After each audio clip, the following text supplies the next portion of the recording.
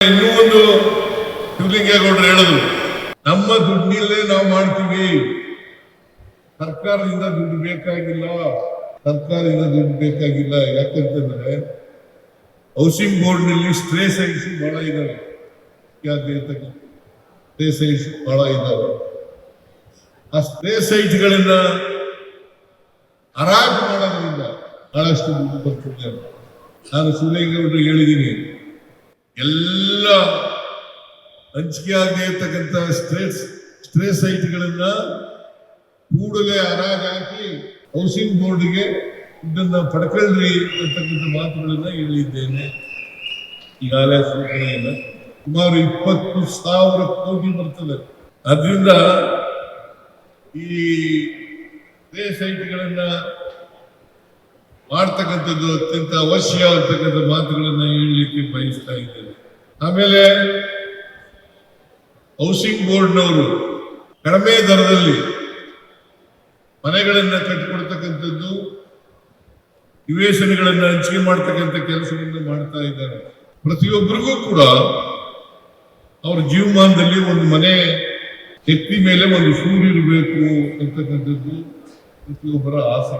ಅವ್ರ ಜೀವನದಲ್ಲಿ ಈಗ ಬೆಂಗಳೂರಿನಲ್ಲಿ ಮತ್ತು ಬೆಂಗಳೂರಿನ ಸುತ್ತಮುತ್ತ ಸೈಟ್ ತಗೊಳ್ಳೋದಾಗ್ಲಿ, ಮನೆ ಕಟ್ಟೋದಾಗ್ಲಿ ಬಹಳ ಕಷ್ಟದ ಕೆಲಸ. ಈಗ ಭೂಮಿ ಮೇಲೆ ಜಾಸ್ತಿ ಆಗ್ತದೆ, ಭೂಮಿ ಬೆಲೆ. ಆದರೂ ಕೂಡ ನಾಗರಿಕರಿಗೆ ಕೈಗೆ ಎಟತಕ್ಕಂಥ ದರದಲ್ಲಿ ಸೈಟ್ಗಳನ್ನ ಕೊಡ್ತಕ್ಕಂಥದ್ದು, ಮನೆಗಳನ್ನ ಕಟ್ಟಿಕೊಡ್ತಕ್ಕಂಥದ್ದು ಹೌಸಿಂಗ್ ಬೋರ್ಡ್ನವರು ಮಾಡ್ತಾ ಇದ್ದಾರೆ. ಇವತ್ತು ಅನೇಕ ಅಭಿವೃದ್ಧಿ ಕಾರ್ಯಕ್ರಮಗಳಿಗೆ ಶಂಕುಸ್ಥಾಪನೆ ಮತ್ತು ಉದ್ಘಾಟನೆ ಕಾರ್ಯಕ್ರಮ ನಡೆದಿದೆ. ಬಣ್ಣವರು ಬಹಳ ಬುದ್ಧಿವಂತರು ಕೂಡ ಕೊಟ್ಟಿದ್ದಾರೆ. ನಮ್ಮ ಊರಿಗೆ ಬೆಳೀತಾ ಇದೆ, ಬೆಂಗಳೂರಿಗೆ ಸೇರ್ಕೊಂಡಿದೆ. ಇಲ್ಲಿಂದ ಹೆಚ್ಚು ಅಭಿವೃದ್ಧಿ ಕೆಲಸಗಳನ್ನ ಮಾಡಿಕೊಡ್ಬೇಕು ಅಂತಕ್ಕಂಥ ಶಿವಣ್ಣ ಅವರಿಗೆ ನಾನು ಒಂದು ಸುರೇಶ್ ಅವರಿಗೆ ಮಾತನ್ನ ಹೇಳಲಿಕ್ಕೆ ಬಯಸ್ತಾ ಇದ್ದೇನೆ. ಸುರೇಶ್ ಅವರು ಮಾಜಿ ಲೋಕಸಭಾ ಸದಸ್ಯರು. ಈಗ ನಾನು ಈ ವಡೇರ ಮಂಚನಹಳ್ಳಿ ಅಂತ ಇದೆಯಲ್ಲ, ಅದಕ್ಕೆ 9 ಕೋಟಿ ರೂಪಾಯಿಂದ ಒಂದು ರಸ್ತೆ ಮಂಜೂರು ಮಾಡಿಕೊಂಡಿದೆ. ಅದು ಈ ಭಾಗದ ಅನೇಕ ಹಳ್ಳಿಗಳಿಗೆ ಸಂಪರ್ಕವನ್ನು ಕಲ್ಪಿಸ್ತಕ್ಕಂಥ ರಸ್ತೆ. ಜಿಗಣಿ ಹೋಬಳಿ ಸುಮಾರು 9 ಕೋಟಿ ರೂಪಾಯಿ ಇದಕ್ಕೆ ಈಗಾಗಲೇ ಆಡಳಿತಾತ್ಮಕ ಮಂಜೂರಾತಿಯನ್ನು ಕೊಟ್ಟಿದ್ದೇನೆ. ಇವತ್ತು ಆಕ್ಚುಲಿ ಈ ಪೂಜೆ ಮಾಡೋದು ಅದು ಕೂಡ ಒಂದು ಕಾರ್ಯಕ್ರಮ ಇತ್ತು. ಕಾರ್ಯಕ್ರಮದ ಪ್ರಯುಕ್ತ ಅದನ್ನು ಮಾಡಕ್ ಆಗಲಿಲ್ಲ. ಆದ್ರಿಂದ ಇದನ್ನೂ ಕೂಡ ಗುದ್ಲಿ ಪೂಜೆ ಮಾಡಿದ್ದೇವೆ ಹೇಳಿ ಅರ್ಥ ಮಾಡ್ಕೋಬೇಕು. ಕಾರ್ಯಕ್ರಮದಲ್ಲಿ ಕೆಲಸನ ಅಧಿಕಾರಿಗಳು ಪ್ರಾರಂಭ ಮಾಡಬೇಕು ಅಂತಲೂ ಕೂಡ ನಾನು ಈ ಸಂದರ್ಭದಲ್ಲಿ ಹೇಳಲಿಕ್ಕೆ. ಆದ್ರಿಂದ ಒಂದು ನಾನು ಅವೆಲ್ಲ ಹಿಂದಿನ ಸರ್ಕಾರ, ಈಗಿನ ಸರ್ಕಾರ, ಬಿಜೆಪಿ ಸರ್ಕಾರ ಏನೇನು ಮಾಡಿದ್ರು ಅಂತ ಅವೆಲ್ಲ ಹೇಳಕ್ ಹೋದ್ರೆ ಸ್ವಲ್ಪ ರಾಜಕೀಯ ಭಾಷಣ ಮಾಡೋಣ ಅಂತಿದ್ದೆ. ಈ ಇರೋದ್ರಿಂದ ರಾಜಕೀಯ ಭಾಷಣ ಮಾಡಲ್ಲ. ಆದ್ರೆ ಹೌಸಿಂಗ್ ಬೋರ್ಡ್ನವರು ಒಳ್ಳೆ ಕೆಲಸ ಮಾಡ್ತಾ ಇದ್ದಾರೆ. 1,80,000 ಮನೆಗಳೆಲ್ಲ ಊರಿನಲ್ಲಿ ಸುಮಾರು 36,000 ಮನೆಗಳು.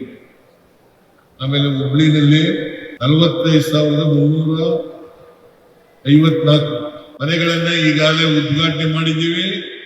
ಆಮೇಲೆ ಫಲಾನುಭವಿಗಳು 4ರಿಂದ 5 ಲಕ್ಷ ಕೊಡಬೇಕಾಗಿತ್ತು.